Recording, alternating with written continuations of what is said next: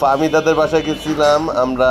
এটা হচ্ছে রূপগঞ্জ 300 ফিট, কাঞ্চন পৌরসভা ওদের বাসা। ওর বাবা পৌর মেয়র ছিল, কাউন্সিলর ছিল। যাই হোক, বাসাটা দেখেন, অনেক সুন্দর লাগছে।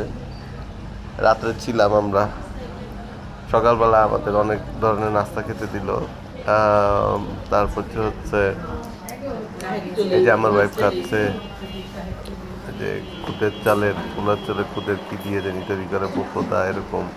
তারপর এই যে আমার ছেলে খোলাবেলা বাড়ি পেয়ে মেয়ে দোল খাচ্ছে। সবচেয়ে মজা লাগছে যে গাড়িটা হয়ে গেছে এরকম যে দেখতে মনে হচ্ছিল যে বিয়ের গাড়ি। এই কৃষ্ণচূড়া ফুলগুলা গাড়ির উপরে পড়েছিল রাত্রেবেলা। দিনের বেলা মানে কাছ থেকে আরো ভালো লাগছে দেখে যে 3 তলা বাসা, কৃষ্ণচূড়া গাছের মতন অনেক বড় বড় ফুল পুরা গাছ পরে ফুলে পুরা ভরে গেছে। গাড়িটা আর কাছের থেকে অনেক ভালো লাগতেছে, উপর থেকে কতটা ভালো লাগতেছে না। যাই হোক, পরে নেমে পরিষ্কার টরিষ্কার করছি আমরা। খোলামেলা বারান্দা, খুব ভালো লাগছে। বাসাটা আসলে মনোমুগ্ধকর। এই বাসার দুটা জিনিস আছে, একটা হচ্ছে নৌপথে যাওয়া যায়, এই বাসার পিছনে নৌপথ আছে, সামনে পথ আছে, দুইটাই। আর ফাহমিদাদের বাড়ি ঘরের কথা কি বলবো, নিজেরাই যে মানে অবাক হয়ে গেছি। রান্নাঘরটা দেখেন, হাতের ডান পাশে অনেক বড় রান্নাঘর, একটা বেডরুমের সমানই। এটা ফাহমিদার বেডরুম। ইহানা ওই রুমে গেছো কেন?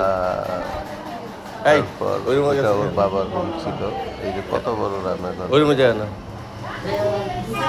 তারপর হচ্ছে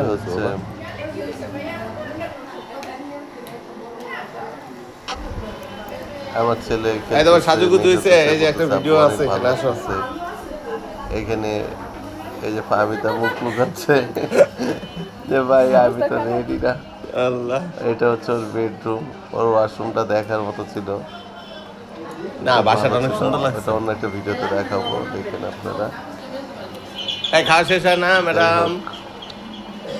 এই যে যারা সবাই খাওয়া দাওয়া, আরো গেস্ট ছিল, আমরাও ছিলাম সাথে।